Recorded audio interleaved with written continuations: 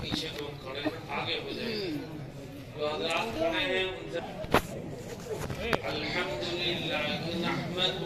ونستعینه ونستغفره بالله من شرور انفسنا ومن سیئات اعمالنا من يهده الله فلا مضل له ومن يضلل فلا هادي له ونشهد أن لا إله إلا الله وحده لا شريك له ونشهد أن سيدنا ونبينا وشفيعنا وسندنا ومولانا محمدا عبده ورسوله صلى الله تعالى عليه وعلى آله وصحبه وبارك وسلم بسم الله الرحمن الرحيم كل نفس ذائقة الموت وإنما توفون أجوركم يوم القيامة فمن زحزح عن النار وأدخل الجنة فقد فاز وما الحياة الدنيا إلا متاع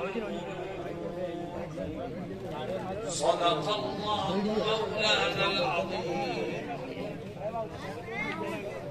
وجماعت علماء الكرام معزز حاضرین اور نوجوان ساتھیوں میرا اس سے پہلے بھی آنا ہوا اور کئی مرتبہ آنا ہوا میں نے ہر مرتبہ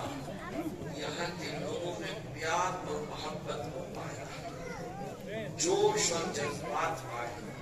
اللہ رب العزت ہمارے اس تعلق کو آخری دم تک باقی رکھے میرے دوستوں اور ساتھیوں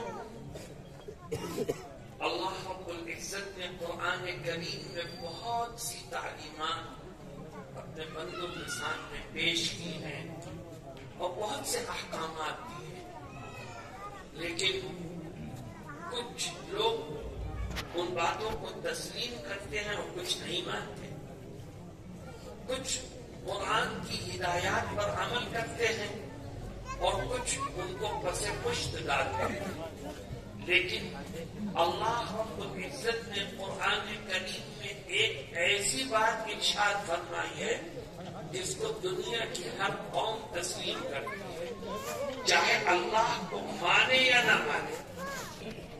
قرآن کو اللہ کی کتاب تسلیم کرے یا نہ کرے مگر ایک بات قرآن میں ایسی ہے جس کو ہر انسان ماننے پر مجبور ہے چاہے مسلمان چاہے غیر کو عزت فرماتا ہے کہ جو اس دنیا میں آیا ہے اس کو ایک نہ ایک دن موت کا مزہ چکھنا ہے کوئی نہ ہمیشہ باہر نہ رہے گا ایک دن انسان مرے گا ایک دن قبر میں جائے گا ایک دن ہم میں سے ہر ایک کے جنازے اٹھیں گے اللہ فرماتا ہے کل نفس ذائقۃ الموت ہر انسان کو موت کا مزہ چکھنا ہی پڑے گا کیا کوئی موت سے بچ سکتا ہے کیا مالدار اپنے مال کے بلبوتے پر موت سے بچ سکتا ہے کیا طاقتور اپنے طاقت کے بلبوتے پر موت سے بچ سکتا ہے کیا حکمراں اور اقتدار میں بیٹھا ہوا شخص اپنی حکومت کی طاقت اور قوت کی بنیاد پر موت سے بچ سکتا ہے یاد رکھو موت مرد کو نہیں دیکھتی موت عورت کو نہیں دیکھتی موت عالم کو نہیں دیکھتی موت جاہل کو نہیں دیکھتی موت غریب اور مالدار میں فرق نہیں کرتی موت کا تو ایک ہی فلسفہ ہے وہ کیا ہے اللہ فرماتا ہے اذا جاء اجلهم لا يستأخرون ساعة ولا يستقدمون کہ موت کا ایک ہی فلسفہ ہے کہ جب اس کا ٹائم آ جائے گا تو کسی کو ایک لمحے کی فرصت نہیں ملے. کوئی آواز ہلکی کرو, آواز کم کرو. جب وقت آ جائے گا تو ایک لمحے کی فرصت نہیں ملے گی. اللہ رب العزت قرآن کریم کی ایک آیت میں کیا کہتا ہے؟ فرماتا ہے اینما تکونوا یدرککم الموت ولو کنتم فی بروج مشیدہ. اللہ کہتا ہے کہ تم نے ایک مضبوط قلعہ بنایا اور تم موت سے بچنے کے لیے اس قلعے میں جا کے بیٹھ گئے. تم نے اس کے سارے دروازے کھڑکیاں بند کر دی تاکہ کسی طرح سے موت سے بچ سکے. اللہ فرماتا ہے کہ جب موت کا وقت آئے گا تو اس قلعے کی مضبوط دیواریں تیری حفاظت نہیں کر سکتی, اس کے بند دروازے تجھے نہیں بچا سکتے. کسی کو ایک لمحے کی فرصت نہیں. میرے دوستوں اور ساتھیوں, موت تو آنی ہی ہے, ایک دن دنیا سے جانا ہے. میں مراد آباد سے چلا اور میرا صرف 2 دن کا سفر. مئو آیا, اعظم گڑھ جاؤں گا, یہاں پہ دلی واپس ہو کر کے ایک اور جگہ جا کے مراد آباد پہنچا ہوں. 2 یا 3 دن کا سفر ہے, مگر اس 2 یا 3 دن کے سفر میں بھی میرے ساتھ ایک بیگ ہے, سامان سفر میرے ساتھ, تاکہ 2 دن کے سفر میں مجھے کوئی تکلیف نہ. مسلمانوں میں تم سب پوچھتا ہوں کہ میں تو 2 دن کے سفر پر آیا تو سامان سفر لے کر کے آیا, اور تم جب موت کے ایک ایسے سفر پر جاؤ گے جو کبھی ختم نہیں ہوگا, تم نے اس سفر کے لیے کیا تیاری کر رکھی؟ کون سا سامان ہے سفر تمہارے ساتھ؟ کیا لے کے جاؤ گے خدا کو؟ میرے دوستوں اور ساتھیوں, حضرت محمد مصطفیٰ صلی اللہ علیہ وسلم ایک حدیث شریف میں کیا فرماتے ہیں؟ میرے دل کے کچھ درد ہیں وہ میں آپ کے سامنے رکھوں گا, اور میں یہ چاہوں گا کہ جو درد حضرت محمد مصطفیٰ صلی اللہ علیہ وسلم کیا فرماتے ہیں؟ فرماتے ہیں جب انسان مرتا ہے تو 3 چیزوں کو چھوڑتا ہے. فرماتے ہیں جب وہ مرتا ہے تو مال و دولت کو چھوڑتا ہے, نمبر 2 رشتہ داروں کو چھوڑتا ہے, نمبر 3 اپنے اعمال کو چھوڑتا ہے. غور کرو کہ قبر میں اس کے ساتھ کون جائے گا؟ میرے دوستوں اور ساتھیوں, نبی کریم صلی اللہ علیہ وسلم فرماتے ہیں کہ تیرے جسم سے جان نکل گئی, تیری موت ہو گئی, تو کروڑ پتی ہے, تو لکھ پتی ہے, تیرے پاس کئی دکانیں ہیں, بینک بیلنس کا مالک ہے, تیری جان نکلی ہے,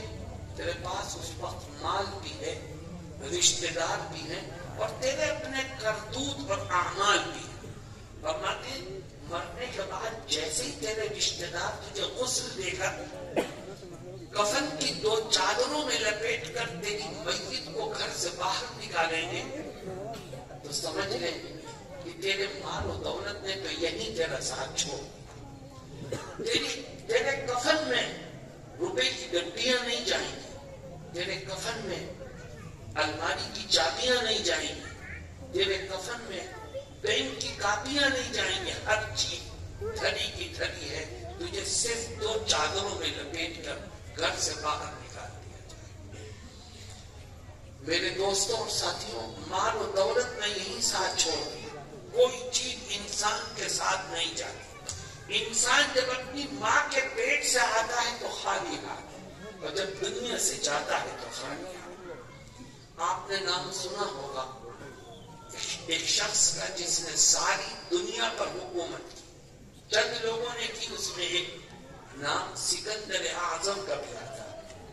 ساری دنیا پر حکومت تھی اس کی موت کا وقت آیا تو اس نے اپنے وزیر کو بلایا اور کہنے لگا جب میں مر جاؤں اور مجھے کفن میں لپیٹنے لگو تو میرے دونوں ہاتھ کفن سے باہر لٹکا دے. اس نے کہا جائے پناہ جو حکم ہے اس پر عمل کیا جائے،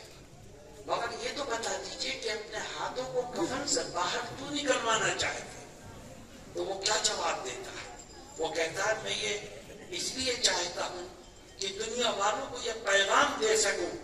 کہ ساری دنیا پر حکومت کرنے والا شخص بھی جب اس دنیا سے جا رہا ہے تو اس کے بھی دونوں ہاتھ خالی ہیں، نہ سیدھے ہاتھ میں کچھ ہے نہ الٹے ہاتھ میں کچھ ہے۔ میرے دوستوں، کسی کے ساتھ کوئی چیز نہیں چاہیے۔ اور ایک بات یاد رکھو، انسان کے جسم سے جب جان نکلتی ہے تو یہ کھیل نہیں ہے جان کا نکلنا، یہ بہت زندگی کا سب